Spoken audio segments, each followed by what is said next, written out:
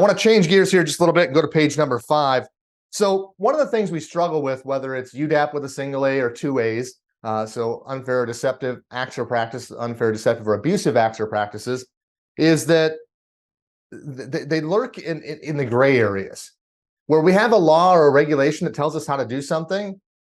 Things are pretty straightforward, and generally, in a lot of cases, it's black and white. Not always black and white, but a lot of times it is. But it's where the regulations are non-existent or that they stop short. That's where UDAP risk lurks. That's where you'll find it, is in those gray areas. And so I next want to draw your attention to when we talk about things like the Equal Credit Opportunity Act. Well, what comes with it is the regulation B. And so we've got this law that is the Equal Credit Opportunity Act.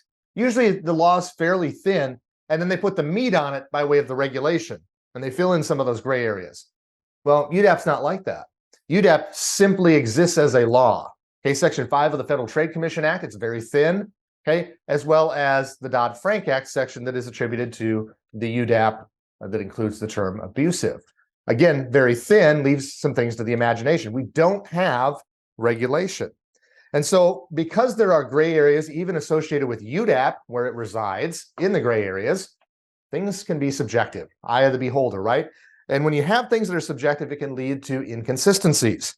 Okay, and so those interpretations, hey, what I believe today might not be the same thing that the next person that looks or talks to you about whatever it is that's going on, okay, might not be their belief when they come in. And so that's part of the struggle with this. Another struggle is we can have a double play. And what do I mean by a double play? You can have something that is a regulatory violation by way of one of the alphabet regs. Hey, maybe Reg E. Let's go there for a moment. Let's say that you get cited in an examination because of something you didn't do on an electronic funds transfer dispute correctly.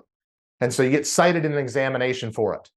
Okay, maybe you're doing it not right enough times that it's a little more consistent or consistent that you're making this error. Well, nothing in Reg E says that you have to give any money back by way of restitution. But oftentimes that's where the double play comes in. They will say, well, we're going to write you up under Reg E because you're not doing this right. And you seem to be fairly inconsistent. And so it's kind of a systemic thing.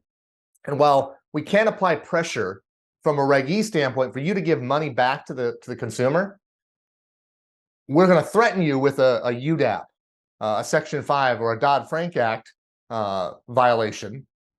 And we won't do that if you choose to voluntarily make the customers whole by giving them restitution. But if you don't, we're going to force it by way of UDAP. And so there are sometimes they'll threaten the regulatory examination finding plus a UDAP finding in hopes that you will provide restitution voluntarily. Then they'll take the UDAP off the table. Now, if you choose not to, and you say bring the UDAP, there's a whole lot more paperwork that comes with that. And so that's why they try to get you to do it voluntarily so they don't have to do all that paperwork along the way. But if that does happen, that can also be a lot worse for you as well. So there's some balancing that has to go on there, but that's the double play.